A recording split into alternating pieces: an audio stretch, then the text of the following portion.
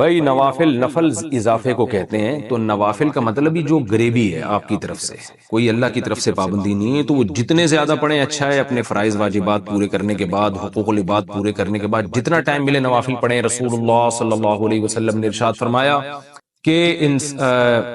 اللہ تعالیٰ کا قرب جتنا فرائض و واجبات یعنی جو ضروری اللہ کے حکام ہیں ان کے ذریعے حاصل ہوتا ہے، اتنا کسی اور چیز کے ذریعے نہیں۔ لیکن انسان جو ہے نوافل عبادت کر کے اللہ کے اتنے قریب پہنچ جاتا ہے کہ نبی صلی اللہ علیہ وسلم نے فرمایا کہ اللہ تعالیٰ اس کی آنکھ بن جاتے ہیں جس سے وہ دیکھتا ہے، اس کے ہاتھ بن جاتے ہیں جس سے وہ پکڑتا ہے۔ تو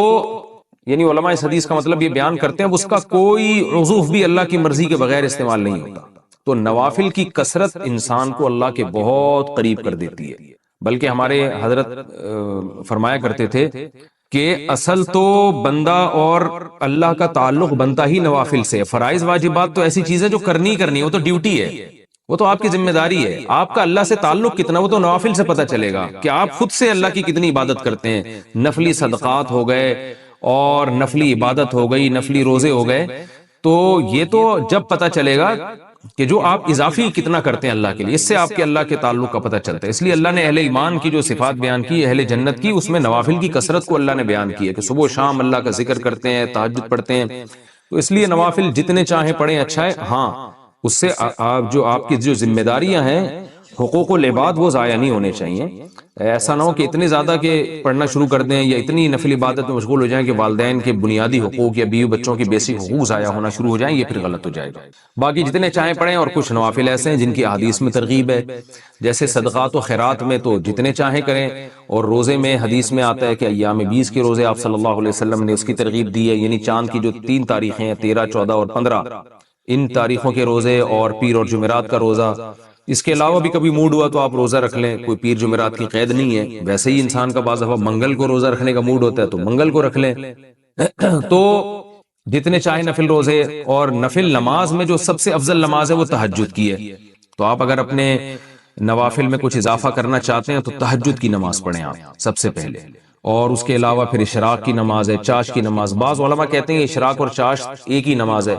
اور جمہور علماء کہتے ہیں الگ الگ نماز ہے۔ تو مجھے جو ہے نا پوری دلائل سے تحقیق نہیں ہے، میں دونوں علماء کے اقوال میں جانتا ہوں تو میں دونوں کے قول نقل کر دیتا ہوں۔ بہرحال چاش تو اشراق کو الگ الگ پڑھ لیں تو ڈبل ہو جائے گی، اس میں کیا جا رہا ہے۔ جو اشراق کا وقت ہے جمہور کے قول کے مطابق وہ سورج جب ایک نیزہ بلند ہو جاتا ہے پھر شروع ہوتا ہے، اور چاش کا وقت جو شروع ہوتا ہے وہ جب سورج بالکل درمیان میں پہنچتا ہے 45 کے زاویے پر، اس کے بعد آپ زوال سے پہلے، یعنی چاش کی نماز زوال سے پہلے تک رہتی ہے۔ اس کے علاوہ جو ہے اوابین کی نماز ہے، چاش ہی کی نماز کو حدیث میں اوابین کی نماز کہا گیا ہے۔ تو یہ گریبیاں ہیں، جتنی چاہیں لگائیں اتنا اچھا ہے۔ البتہ سنت موقدہ پڑھنا بہرحال ضروری ہے، جو 12 رکعتیں ہم پڑھتے ہیں۔ سبحان الذی اسری بعبدہ لیلا، پاک ہے وہ ذات جو اپنے بندے کو رات کے تھوڑے سے حصے میں لے گیا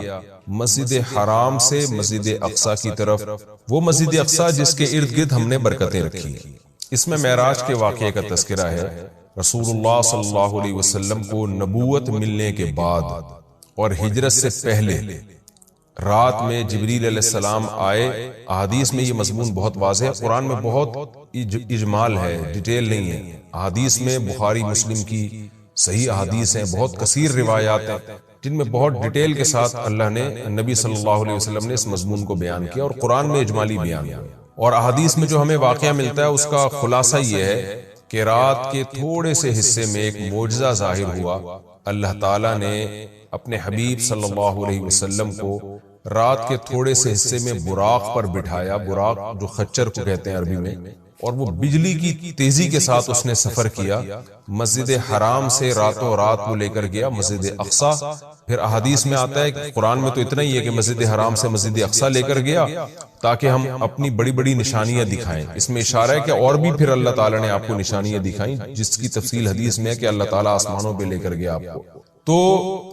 براق پر آپ صلی اللہ علیہ وسلم انتہائی تیز رفتاری کے ساتھ، بجلی کی رفتار کے ساتھ آپ صلی اللہ علیہ وسلم کو مسجد حرام سے مسجد اقصی لے جایا گیا۔ اور مسجد اقصی میں احادیث میں آتا ہے کہ سارے پیغمبروں کا اجتماع ہوا، آپ صلی اللہ علیہ وسلم نے تمام پیغمبروں کو نماز پڑھائی۔ پھر اس کے بعد وہاں سے آپ کو آسمانوں کا سفر کرایا گیا، پھر ہر پیغمبر کو کہ اپنے اپنے آسمانوں پہ ٹھکانے ہیں، وہاں بھی اللہ تعالیٰ نے رسول اللہ صلی اللہ علیہ وسلم کی ملاقات کروائی۔ حدیث میں آتا ہے آپ صلی اللہ علیہ وسلم موسیٰ علیہ السلام سے ملے اور آپ نے موسیٰ علیہ السلام کا حلیہ بیان کیا۔ آپ صلی اللہ علیہ وسلم یوسف علیہ السلام سے ملے اور آپ نے فرمایا کہ میں جب ملا تو میں نے دیکھا کہ آدھی دنیا کا، یعنی اس دنیا میں جتنا حسن ہے اکیلا آدھا اللہ نے یوسف علیہ السلام کو دیا۔ ابراہیم علیہ السلام سے ملاقات ہوئی، پھر سدرۃ المنتہا تک آپ کو لے جایا گیا، جیسے کہ سورہ نجم میں ہے وَلَقَدْ رَآهُ مَرَّةً أُخْرَى کہ اللہ نے ہمارے نبی صلی اللہ علیہ وسلم نے، محمد صلی اللہ علیہ وسلم نے جبریل کو بھی دیکھا ہے، ایک تو افق اعلیٰ میں دیکھا ہے اور ایک اور دفعہ بھی دیکھا ہے عند سدرۃ المنتہا، سدرہ منتہا پر۔ سدرہ عربی میں بیری کے درخت کو کہتے ہیں، منتہا کا معنی کنارہ، یعنی بالکل گویا کہ کائنات کے آخری کنارے پر ایک بیری کا درخت ہے۔ اس کی کیفیت کیا ہے، اسی طرح کا ہے کچھ اور ہے، وہ اللہ ہی بہتر جانتا ہے۔ ظاہر ہے یہ والی کیفیت تو نہیں ہے اس کی، حدیث میں دوسری کیفیت اس کی منقول ہے، تو وہ اللہ ہی کو اس کا علم ہے کہ وہ کس طرح کا درخت ہے۔ اس کو بیری سے تعبیر کیا گیا، اس کی وجہ کیا ہے، یہ ساری باتیں غیب کا علم ہے جن کو اللہ کے سوا اس کی پوری حقیقت کوئی نہیں جانتا۔ ہمیں جتنا بتایا گیا ہے ہم اس پر ایمان رکھتے ہیں۔ تو حدیث میں آتا ہے ایک سدرۃ المنتہا ہے جہاں اس کے بعد اس سے آگے کوئی نہیں جا سکتا، تو اللہ کے نبی صلی اللہ علیہ وسلم کو وہاں لے جایا گیا اور وہاں بھی آپ نے جبریل علیہ السلام کو دیکھا۔ تو اس کا تذکرہ بنی اسرائیل میں نہیں ہے بلکہ سورہ نجم میں، تو وہ زیادہ مفسرین اسی طرف گئے کہ معراج ہی کی رات یہ واقعہ ہوا ہے۔ تو اس میں بھی اشارہ ہے کہ اللہ کے نبی صلی اللہ علیہ وسلم کو ساتویں آسمان تک لے جایا گیا۔ تو یہ سارا واقعہ ہوا اور رات کے تھوڑے سے حصے میں، اور پھر اللہ تعالیٰ رسول اللہ صلی اللہ علیہ وسلم کو دوبارہ واپس لے آئے، اور آپ صلی اللہ علیہ وسلم نے پھر جب مشرکین میں دعویٰ کیا کہ مجھے راتوں رات اس کائنات کی سیر کرائی گئی ہے، میں نے مسجد اقصیٰ دیکھی، تو مشرکین نے مذاق اڑانا شروع کر دیا۔ مشہور واقعہ ابو جہل حضرت ابو بکر کے پاس آیا اور کہنے لگا کہ تمہارے ساتھی محمد صلی اللہ علیہ وسلم کا تمہیں پتہ ہے کہ انہوں نے کیا دعویٰ کیا ہے؟ ابو جہل کا خیال تھا کہ جب میں یہ واقعہ حضرت ابو بکر کو بتاؤں گا تو ابو بکر معاذ اللہ انکار کر بیٹھیں گے اور بولیں گے واقعی بھئی یہ تو محمد صلی اللہ علیہ وسلم نے معاذ اللہ جھوٹ کہا ہے اور آپ اللہ کے نبی نہیں ہیں۔ تو ابو جہل خوشی خوشی گیا اور کہا کہ تمہارے ساتھی نے کیا کہا ہے؟ تو حضرت ابو بکر نے فرمایا کہ کیا واقعی محمد صلی اللہ علیہ وسلم نے یہ دعویٰ کیا ہے؟ ابو جہل خوش ہو کے کہنے لگا ہاں بالکل دعویٰ کیا ہے۔ حضرت ابو بکر نے کہا کہ پھر بالکل صحیح کہا ہوگا، پھر واقعی ایسا ہوا ہوگا ان کے ساتھ، کیونکہ محمد صلی اللہ علیہ وسلم جھوٹ نہیں بولتے۔ تو جب آپ نے یہ دعویٰ کیا کہ ایسا میرے ساتھ ہوا ہے تو اس مشرکین مذاق اڑانے لگے، اور پھر آپ صلی اللہ علیہ وسلم سے بیت المقدس کے بارے میں پوچھنے لگے کہ اچھا آپ اس کا نقشہ بتائیں کیسا ہے، راستے میں جو ہے کون کون سے قافلے ہیں جو جا رہے ہیں۔ حالانکہ دیکھیں جب کوئی اتنی تیز رفتاری سے سفر کرتا ہے تو وہ راستوں کے قافلوں کا نہیں بتا سکتا کہ راستے میں کس کس سے ملاقات ہوئی، اور ایک دفعہ کسی عمارت کی جب زیارت ہوتی ہے تو پورا نقشہ بھی ذہن میں نہیں رہتا۔ تو حدیث میں آتا ہے کہ جب مشرکین نے نبی صلی اللہ علیہ وسلم سے یہ باتیں پوچھی ہیں نا تو اللہ تعالیٰ نے پوری مسجد اقصیٰ آپ صلی اللہ علیہ وسلم کے سامنے رکھ دی، یعنی آپ کی نظروں کے سامنے رکھ دی، اور ان قافلوں کا بھی بتا دیا۔ تو نبی صلی اللہ علیہ وسلم ایک ایک کی خبر دیتے رہے، اور جب وہ قافلے واپس لوٹے ہیں تو جیسے جیسے نبی نے بتایا تھا اسی طرح انہوں نے خبر دی مشرکین کو، اور مشرکین حیران ہو گئے کہ نبی صلی اللہ علیہ وسلم نے کیسے وہ پورا نقشہ بتا دیا، حالانکہ آپ صلی اللہ علیہ وسلم کبھی مسجد اقصیٰ گئے نہیں ہیں، لیکن عرب کے سفر ہوتے تھے تو وہ وہی اسی طرح بیان کیا جس طرح سے مسجد اقصیٰ تھی۔ تو یہ ایک معجزہ اللہ نے ظاہر کرنا تھا، اس میں بہت ساری حکمتیں تھیں اور اس میں بہت سارے مضامین ہیں۔ سب سے پہلا سوال اس میں عام طور پر کیا جاتا ہے کہ اللہ کے حبیب صلی اللہ علیہ وسلم نے اللہ کی زیارت معراج کی رات کی یا نہیں کی۔ اس بارے میں دونوں طرف روایات ہیں، کوئی مضبوط بات ہمیں اس بارے میں ملتی نہیں ہے کہ زیارت ہوئی، جن احادیث میں آتا ہے کہ زیارت کی وہ قابل تعویل ہیں، اور بعض روایتوں میں صراحتاً نفی ہے، اس لیے اس بارے میں کوئی بھی شخص کوئی بھی نظریہ رکھ لے تو رکھ سکتا ہے۔ میرا اپنا رجحان یہ ہے کہ کسی مضبوط دلیل سے یہ ثابت ہوتا نہیں ہے کہ ہمارے حبیب صلی اللہ علیہ وسلم نے اس رات میں واقعی اللہ کی زیارت کی ہے، کوئی مضبوط روایت نہیں ہے، اور جو نفی کی روایتیں ہیں وہ زیادہ مضبوط ہیں، واللہ اعلم۔ دوسرا یہ کہ اس میں حکمت کیا تھی، تو پہلی حکمت تو یہی تھی کہ نبی کا ایک معجزہ ظاہر کرنا تاکہ عربوں کو آپ کی نبوت پہ یقین آئے معجزات کے ذریعے۔ دوسری ایک بہت بڑی حکمت علماء نے یہ بیان کی ہے کہ اللہ تعالیٰ کیونکہ نبی صلی اللہ علیہ وسلم کو آخری نبی اور سب سے افضل نبی بنایا، تو آپ کے ساتھ ایک ایسا معجزہ ظاہر کیا گیا کہ جس سے آپ کا مقام تمام پیغمبروں سے بلند ہونا ثابت ہو جائے۔ اب دیکھیں اللہ کے حبیب صلی اللہ علیہ وسلم تو مسجد اقصی سفر کر ہی نہیں، بہت مشکل تھا آپ کے لیے وہاں تک سفر کرنا، جبکہ مسجد اقصی زیادہ تر پیغمبروں کا قبلہ رہا ہے۔ تو اتنی مقدس سرزمین سے اللہ تعالیٰ اپنے حبیب صلی اللہ علیہ وسلم کو اس کی برکتوں سے کیسے محروم کر سکتے تھے؟ تو اللہ تعالیٰ کی حکمت نے یہ تقاضا کیا کہ وہ سرزمین جو موسیٰ کلیم اللہ کا قبلہ رہی ہے، جو ابراہیم علیہ السلام جہاں نماز پڑھا کرتے تھے، جہاں یعقوب علیہ السلام، اسماعیل علیہ السلام، اسحاق علیہ السلام اور عیسیٰ علیہ السلام، یہ سارے پیغمبر گزرے، تو اس زمین کی برکت نبی صلی اللہ علیہ وسلم بھی حاصل کریں۔ ایک تو یہ، اور دوسرا اس زمین کو پیغمبر کی برکت بھی ملے، یعنی اس زمین کی فضیلت میں اور اضافہ ہو کہ اتنے سارے پیغمبر یہاں آئے ہیں، تو یہ کیسے ہو سکتا ہے کہ محمد صلی اللہ علیہ وسلم کے قدم یہاں نہ ہو، تاکہ اس بیت المقدس کی فضیلت اور زیادہ بڑھ جائے۔ یہ نہ کہا جا سکے کہ یہ جگہ تمام پیغمبر تو آئے مگر محمد صلی اللہ علیہ وسلم نہیں آئے، تو اللہ نے اس جگہ کو بھی مزید برکتیں دی، اور محمد صلی اللہ علیہ وسلم کی برکتوں میں بھی اللہ نے اضافہ کیا تاکہ آپ کی فضیلت ثابت ہو جائے۔ دوسرا یہ کہ وہاں جا کے تمام پیغمبروں کی امامت کروائی گئی ہے، اس سے بھی پیغمبر صلی اللہ علیہ وسلم کی فضیلت کو ثابت کرنا مقصد تھا، کہ کیونکہ امام سب سے افضل کو بنایا جاتا ہے، تو آدم علیہ السلام سے لے کر حضرت عیسیٰ روح اللہ تک تمام پیغمبروں کو نبی کی قیادت میں نماز پڑھوائی گئی، نبی کی امامت میں، تاکہ پریکٹیکلی پیغمبر صلی اللہ علیہ وسلم کی امامت ثابت ہو، اور یہ بات، یہ مضمون بتا دیا جائے کہ محمد صلی اللہ علیہ وسلم کے دنیا میں آنے کے بعد اب امامت یہ پیغمبر صلی اللہ علیہ وسلم کا حق ہے، جیسے کہ حدیث میں آتا ہے لَوْ كَانَ مُوسَىٰ حَيًّا لَمَا وَسِعَهُ إِلَّا اتِّبَاعِي، کہ اگر موسیٰ بھی زندہ ہوں تو میری اتباع کے بغیر چارہ نہیں ہے۔ تبھی حضرت عیسیٰ بھی قرب قیامت میں آئیں گے نا، تو آپ صلی اللہ علیہ وسلم ہی کو وہ فالو کریں گے۔ تو اس کا ایک عملی نمونہ پیش کرنا تھا کہ لوگ اب نبی جب دنیا میں آ گئے ہیں محمد صلی اللہ علیہ وسلم، تو تمام شریعتیں منسوخ، اب آپ صلی اللہ علیہ وسلم ہی کو سب نے فالو کرنا ہے۔ تو یہ ساری حکمتیں تھیں جس کے لیے معراج کا واقعہ وجود میں لایا گیا۔ الذی بارکنا حولہ، تو اس آیت سے تو یہ پتہ چلتا ہے نا کہ اللہ تعالیٰ اپنے حبیب صلی اللہ علیہ وسلم کو مسجد اقصی تک لے کر گئے، اور حکمت کیا تھی وہ میں نے بتا دیا آپ کو، لیکن اس کے کچھ فقہی احکام بھی ہیں، ان کا سمجھنا بھی ضروری ہے۔ قرآن کی جو نص ہے نا بالکل واضح آیت، اس میں تو اللہ تعالیٰ نے مسجد حرام سے مسجد اقصی تک کے سفر کا تذکرہ کیا ہے، اور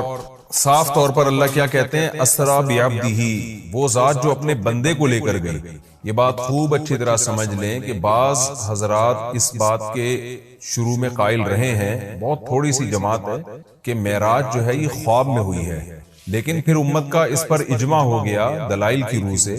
کہ معراج خواب میں نہیں ہے بلکہ جسمانی ہے، لہذا پوری امت کا تمام فقہا محدثین کا اس پر اجماع ہوا کہ یہ خواب میں نہیں ہوا بلکہ یہ جسمانی، یعنی آپ کو جسد اطہر کے ساتھ لے جایا گیا ہے۔ اور اس کی دلیل قرآن کی آیت ہے کہ سبحان الذی اسرا، ایک تو سبحان اللہ عربی میں تعجب کے موقع پہ کہا جاتا ہے، تو تعجب ظاہر ہے جب ہی ہوگا نا جب جاگتی حالت میں ہو، اگر خواب کی حالت میں ہے تو پھر تو یہ تعجب کی بات نہیں، خواب میں تو کچھ بھی آ سکتا ہے انسان کو۔ دوسرا یہ کہ اللہ نے یہاں یہ فرمایا بعبدہ، اپنے بندے کو لے کر گیا، تو عبد کا جو اطلاق ہے نا بندے کا، وہ صرف روح پر نہیں ہوتا، وہ جسم اور روح دونوں پر ہوتا ہے۔ جب ہم کہتے ہیں میں فلاں کو فلاں جگہ لے کر گیا، تو اس سے یہی سمجھ میں آتا ہے کہ اس کو جسم کے ساتھ لے کر گیا۔ تو اس لیے قرآن میں یہ بھی اشارہ ملتا ہے کہ معراج جو ہے وہ جسم کے ساتھ ہوئی ہے۔ تو جو حضرات کہتے ہیں نا کہ روح کے ساتھ ہوئی ہے یعنی خواب میں ہوا ہے، وہ استدلال کرتے ہیں سورہ بنی اسرائیل کی ایک آیت میں جو آگے آئے گی انشاءاللہ، جس میں آتا ہے وَمَا جَعَلْنَا الرُّؤْيَا الَّتِي أَرَيْنَاكَ إِلَّا فِتْنَةً لِلنَّاسِ وَالشَّجَرَةَ الْمَلْعُونَةَ فِي الْقُرْآنِ۔ یہ سورہ بنی اسرائیل میں اسی صورت میں آگے آیت آ رہی ہے، میں اس کا نمبر بھی آپ کو بتا دیتا ہوں، یہ آیت نمبر 60 ہے اسی سورہ بنی اسرائیل کی۔ وَمَا جَعَلْنَا الرُّؤْيَا الَّتِي أَرَيْنَاكَ، رؤیا جو ہے نا قرآن میں خواب پر بھی اس کا اطلاق کیا گیا ہے، جیسے کہ سورہ یوسف میں آتا ہے کہ لا تقصص رؤیاک علی اخوتک، رؤیا اے میرے بیٹے اے یوسف تو اپنے خواب لوگوں کے اپنے بھائیوں کے سامنے بیان نہ کرنا۔ تو رؤیا کا اطلاق چونکہ خواب پر بھی ہوتا ہے، لہذا بعض لوگوں نے یہ کہا کہ قرآن کہہ رہا ہے وما جعلنا الرؤیا التي اریناک، اے نبی جو رؤیا ہم نے آپ کو دکھایا وہ ہم نے لوگوں کی آزمائش کے لیے دکھایا ہے، تو اس سے بعض لوگوں نے استدلال کیا ہے اس زمانے کے اسکالرز نے کہ دیکھیں قرآن تو رؤیا کہہ رہا ہے، رؤیا تو خواب کو کہتے ہیں، تو اس سے پتہ چلتا ہے کہ جو معراج تھا، معراج کا واقعہ ہوا یہ خواب میں ہوا ہے، یہ جاگتی حالت میں نہیں ہوا۔ لیکن خوب سمجھ لیں عربی میں جو رؤیا کا لفظ ہے یہ منظر کے معنی میں استعمال ہوتا ہے، منظر، سین جسے انگلش میں کہتے ہیں سین، رؤیا کا رؤیت سے نکلا ہے، دیکھنا، وہ چیز جو دیکھی جائے۔ تو خواب بھی چونکہ ایک سین ہوتا ہے، منظر ہوتا ہے، اس لیے اس کو رؤیا کہا جاتا ہے۔ یہ مطلب نہیں ہے کہ ہمیشہ رؤیا کا اطلاق خواب پر ہی ہوگا، اور اس کی دلیل اسی آیت میں موجود ہے۔ قرآن کیا کہہ رہا ہے؟ ہم نے جو آپ کو منظر دکھایا وہ اس لیے دکھایا تاکہ لوگوں کی آزمائش کا ذریعہ بنے۔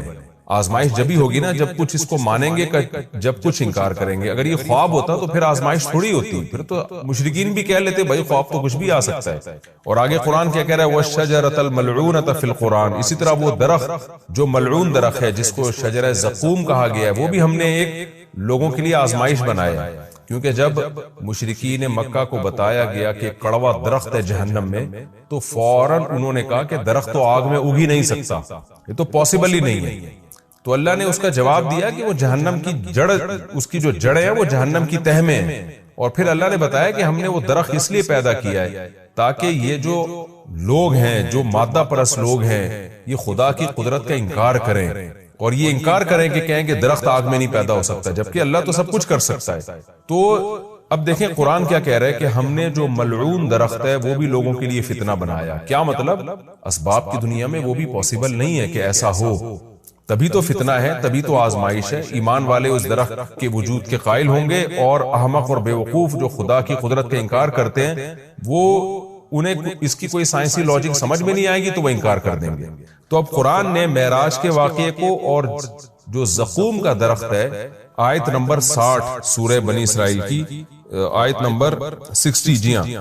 اس صورت میں ایک ہی مقام پہ بیان کیا ہے۔ تو کیا مطلب؟ دونوں کا وقوع اس کی کوئی لاجک بنتی نہیں ہے، دونوں سیم ہیں، یعنی معراج کا واقعہ اور جہنم میں درخت کا پیدا ہونا یہ دونوں عقل سے بالاتر چیزیں ہیں۔ لہذا جو خدائی قدرت کے قائل ہیں وہ اس کا اقرار کریں گے، جو خدائی قدرت کے قائل نہیں ہیں وہ ان دونوں واقعات کا انکار کر دیں گے۔ تو اس سے بھی پتہ چلتا ہے کہ معراج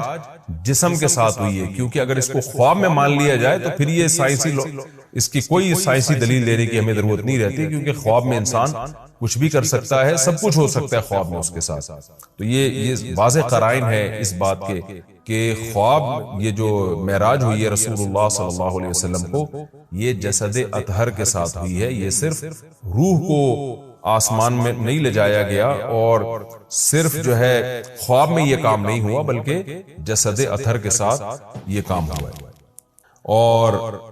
حضرت عائشہ رضی اللہ تعالی عنہ سے ایک روایت ہے جس میں آتا ہے کہ رسول اللہ صلی اللہ علیہ وسلم کا جسد اطہر ما فقیدہ، اس طرح کے الفاظ ہے، صحیح حدیث ہے کہ وہ گم نہیں پایا گیا۔ تو بعض لوگوں نے اس سے استدلال کیا کہ امی عائشہ کو یہ دعویٰ کر رہی ہے کہ نبی صلی اللہ علیہ وسلم کا جسد وہ گم نہیں پایا گیا، لہذا جسد وہیں تھا اور روح کو معراج ہوئی ہے۔ تو یہ خوب سمجھ لیں حضرت عائشہ کے کلام کا یہ مفہوم نہیں ہے، حضرت عائشہ کے کلام کو وہی مفہوم لیا جائے گا نا دیگر احادیث سے ثابت ہوتا ہے۔ تو مطلب یہ ہے کہ اتنی تھوڑی دیر کے لیے وہ جسم بستر سے غائب ہوا ہے کہ گم نہیں پایا گیا، یعنی کسی نے آپ کو تلاش کرنے کی کوشش نہیں کی، ورنہ اتنا بڑا واقعہ ہو کہ آپ مسجد اقصی میں جا رہے ہیں اور ساتوں آسمانوں کی آپ کو سیر کرائی جا رہی ہے، تو اشکال ہوتا ہے نا کہ پھر تو جسم آپ کا غائب ہونا چاہیے تھا، لوگ تلاش کرتے کہ بھئی رسول اللہ صلی اللہ علیہ وسلم تو یہاں تھے، اب گئے کہاں اتنے ٹائم کے لیے؟ تو اتنا تھوڑے عرصے میں یہ آنن فانن بجلی کی رفتار کے ساتھ ہوا ہے کہ رسول اللہ صلی اللہ علیہ وسلم کو تلاش کرنے کی کوشش نہیں کی گئی۔ ایک سیکنڈ کے بھی ہو سکتا ہے ہزارویں حصے کے اندر یہ کام ہوا۔ اب رہا یہ مسئلہ کہ یہ کام سیکنڈ کے ہزارویں حصے میں ہو کیسے گیا؟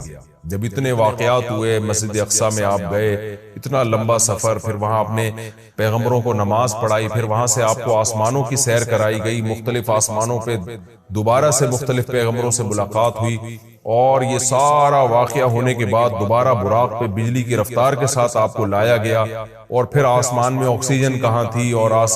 ایک چیز اتنی سپیڈ کے ساتھ چلے گی وہ تو ہوا میں رگڑ کھا کے جو ہے ہلاک ہو جائے گی، جیسے کہ وہ خچر تھا یا جو براق تھا۔ تو یہ ساری چیزیں کیسے ممکن ہیں؟ تو ان تمام باتوں کا جواب اللہ نے سبحان الذی میں دے دیا کہ سبحان الذی، وہ ذات ہر عیب سے پاک ہے جس نے یہ کام کیا۔ کیا مطلب؟ یہ انسانوں کے لیے ناممکن ہے، اللہ کے لیے ناممکن نہیں ہے، کیونکہ اللہ تعالیٰ عیب سے پاک ہے، اور عاجز ہونا، کسی کام کو نہ کر سکنا، یہ بھی ایک عیب ہے۔ تو یہ عیب انسانوں میں پایا جاتا ہے، یہ اللہ میں نہیں پایا جاتا۔ اسی لیے بار بار یہ بات کہی جاتی ہے کہ معجزہ یا کرامت یہ اللہ کی قدرت کی دلیل ہوتی ہے، یہ پیغمبر کی یا انسانوں کی قدرت کی دلیل نہیں ہوتی، یا بزرگوں کی قدرت کی دلیل نہیں ہوتی، یہ اللہ کی قدرت کی دلیل ہے۔ تو اللہ سب کچھ کر سکتا ہے۔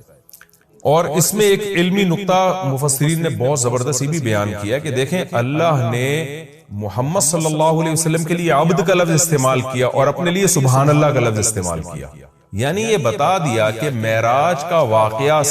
جو وقوع میں آیا ہے، اس سے محمد صلی اللہ علیہ وسلم کا عبد ہونا اس میں کمی نہیں ہوئی، بلکہ آپ تو اللہ کے غلام ہیں، عبد ہیں۔ تو یہ آپ کی طاقت اور قدرت کی دلیل نہیں ہے، کیونکہ آپ تو غلام ہیں، عبد ہیں، سارے انسان اللہ کے عبد ہیں، تو یہ اللہ کی قدرت کی دلیل ہے۔ تو یہ بھی ایک اہم پوائنٹ کی بات ہے کہ اس میں کوئی شرک نہ کرنا شروع کر دے اور یوں نہ کہے کہ محمد صلی اللہ علیہ وسلم اتنے طاقتور ہیں کہ رات کے تھوڑے سے حصے میں وہ بیت المقدس بھی چلے گئے اور ساتوں آسمانوں کی سیر بھی کر کے آ گئے، تو کوئی محمد صلی اللہ علیہ وسلم کی عبادت نہ شروع کر دے۔ اس لیے اللہ نے بتا دیا کہ بھائی یہ سبحان اللہ، اللہ ہر عیب سے پاک ہے، محمد صلی اللہ علیہ وسلم تو عبد ہیں، عبد ہی رہیں گے۔ اللہ نے آپ کو عبد بنایا، تو عبد کی عبادت نہیں ہوتی، عبادت معبود کی ہوتی ہے۔ اب میں آگے چلتا ہوں، میں نے مختصر معراج کا واقعہ بیان کیا، باقی معراج کس رات کو ہوئی خوب سمجھ لیں، اس بارے میں کوئی مستند روایت موجود نہیں ہے، یعنی اس کی اسپیسیفک تاریخ کہ کس تاریخ کو یہ واقعہ وجود میں آئے۔ 27 رجب لوگوں نے خود گڑی ہوئی ہے، اس پر کوئی صحیح حدیث موجود نہیں ہے، تو ہمیں بس اتنا ایمان ہے کہ معراج کا واقعہ ہوا ہے۔ اچھا، نبی صلی اللہ علیہ وسلم کے مسجد حرام سے مسجد اقصی تک جانے کے عمل کو اسراء کہا جاتا ہے، اور مسجد اقصی سے ساتویں آسمان تک جانے کے عمل کو معراج کہا جاتا ہے۔ یہ بھی ایک ٹرم خوب اچھی طرح سے آپ سمجھ لیں، تو اسراء کا عمل اور معراج کا عمل۔ اور علماء نے یہ کہا ہے، یہ مسئلہ بیان کیا ہے کہ جو مسجد اقصی تک جانے کا بھی انکار کرے گا وہ کافر ہو جائے گا، کیونکہ قرآن کی صریح آیت موجود ہے۔ اور جو آسمانوں پہ جانے کا انکار کرے گا، تو اگر وہ کوئی تعویل کر رہا ہے احادیث کی یا خبر واحد ہونے کی وجہ سے، تو وہ گمراہ ہوگا، کافر نہیں ہوگا۔ لیکن جو ضد اور ہٹ دھرمی میں انکار کر رہا ہے، صرف نبی صلی اللہ علیہ وسلم کی بات کو غلط قرار دے کر، تو پھر وہ بھی کافر ہو جائے گا۔ تو اس لیے معراج کا یعنی مسجد حرام سے مسجد اقصی تک جانے کا تو قرآن میں چونکہ صراحتاً ذکر ہے، اس کا انکار تو بالکل قرآن کا انکار کہلائے گا۔ اور جو احادیث کا انکار کرتا ہے، تو اگر کوئی تعویل کرتا ہے تو گمراہ کہلائے گا، تعویل نہیں کرتا تو پھر وہ بھی کافر کہلائے گا۔ آگے اللہ فرماتے ہیں الذی بارکنا حولہ، اس مسجد اقصی جس کے ارد گرد ہم نے برکتیں رکھی ہیں۔ ارد گرد چونکہ سرزمین شام ہے تو اس میں اللہ نے برکتیں رکھی، دنیاوی برکتیں بھی رکھی ہیں اور روحانی برکتیں بھی۔ روحانی برکتیں یہ ہیں کہ جتنے پیغمبر اس سرزمین میں آئے کسی دوسری زمین میں نہیں آئے، اور جتنے پیغمبروں کی وہاں قبریں ہیں سرزمین شام میں اور بیت المقدس میں، اتنی قبریں پیغمبروں کی کہیں نہیں ہیں، کسی اور جگہ پہ اتنی قبریں نہیں ہیں۔ اور دنیاوی برکتیں کیا ہیں کہ وہاں کی پیداوار، وہاں کی ہوا وہ بہت صحت کے لیے مفید ہے۔ انار، وہاں کا زیتون، وہاں کی انجیر، یہ سارے ایسے برکت والے پھل اللہ وہاں پیدا کرتا ہے، اور بہت وافر مقدار میں۔ میں ترکی کے میں شام کے بارڈر تک گیا ہوں، پہلے تو شام کا علاقہ بہت وسیع تھا، تو یہ تو اب جو شام ہے یہ تو تھوڑا سا رہ گیا۔ نبی صلی اللہ علیہ وسلم کے دور کا جو شام ہے وہ تو بہت وسیع رقبہ تھا۔ تو وہ ترکی کے بارڈر پہ جب آپ جاتے ہیں اور شام کی سرزمین ملتی ہے تو آپ کو اندازہ ہوتا ہے وہاں کی ہوا میں ایک خاص قسم کی ایک محسوس ہوتا ہے انسان کو اپنی صحت، اور ایک خاص قسم کی خوشبو محسوس ہوتی ہے۔ اور زیتون بہت کثرت سے پیدا ہوتا ہے، انجیر بہت کثرت سے پیدا ہوتا ہے، انار بہت کثرت سے پیدا ہوتا ہے۔ وہاں کے لوگوں کی صحتیں، ان کے چہروں کی فریشنس وہ صاف بتا رہی ہوتی ہے کہ اللہ نے زمین میں جسمانی برکتیں بھی بہت زیادہ رکھی ہیں۔ اور علماء نے لکھا ہے کہ اللہ نے جب یہ بتایا نا کہ مسجد اقصی کے ارد گرد برکتیں، تو اس سے خود بخود یہ ثابت ہوتا ہے کہ جس مسجد کے مبارک ہونے کی وجہ سے اس کے ارد گرد اتنی برکتیں ہیں، تو خود اس مسجد میں کتنی برکتیں ہوں گی۔ تو وہ مسجد بہت زیادہ برکت والی ہے۔ تبھی حدیث میں آتا ہے کہ جو مسجد حرام میں نماز پڑھتا ہے اسے 1,00,000 نمازوں کا ثواب ملتا ہے، اور جو مسجد اقصی اور مسجد نبوی میں نماز پڑھتا ہے اسے 1,000، اور بعض روایات میں آتا ہے مسجد اقصی میں 50,000 اور مسجد نبوی میں 1,000۔ اور یہ بھی رسول اللہ صلی اللہ علیہ وسلم کی صحیح حدیث ہے، لا تشد الرحال الا الى 3 مساجد، کہ سفر کیا جائے گا صرف 3 مسجدوں کی طرف. کیا مطلب؟ وہ سفر جو بنیت عبادت ہو. بنیت عبادت یعنی 3 مسجدیں ایسی ہیں جن کی طرف سفر کر کے ان مسجدوں کی زیارت کرنا ہی عبادت ہے. ویسے تو کوئی بھی مسجد ہو آپ ویسے دیکھنے کے لیے چلے جائیں، اس کو سفر کر کے بھی انسان جا سکتا ہے ویسے ہی دیکھنے کے لیے بھئی مسجد کیسی بنی ہے، خوبصورت ہے یا نہیں. لیکن علی وجہ تقرب یعنی وہ سفر جو بطور عبادت کے ہوگا، ان میں صرف 3 مسجدیں ایسی ہیں جن کی طرف زیارت کے لیے سے جانا ہی بذات خود شریعت میں مقصود ہے اور ایک عبادت ہے، اور ان میں جا کے نماز پڑھنے کی اضافی بہت زیادہ فضیلت ہے. تو وہ 3 مسجدیں آپ نے فرمایا، ایک مسجد حرام، ایک مسجد اقصی اور ایک مسجد نبوی. تبھی مسلمان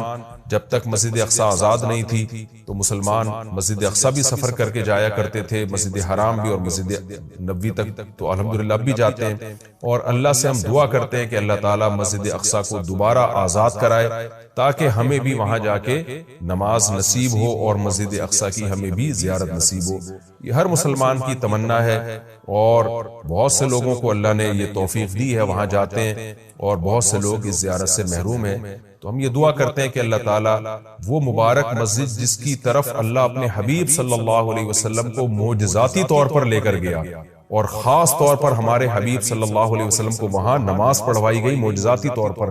اللہ ہمیں بھی اس مقدس سرزمین کی زیارت کی توفیق نصیب فرمائے اور ہمارے لیے آسان فرمائے.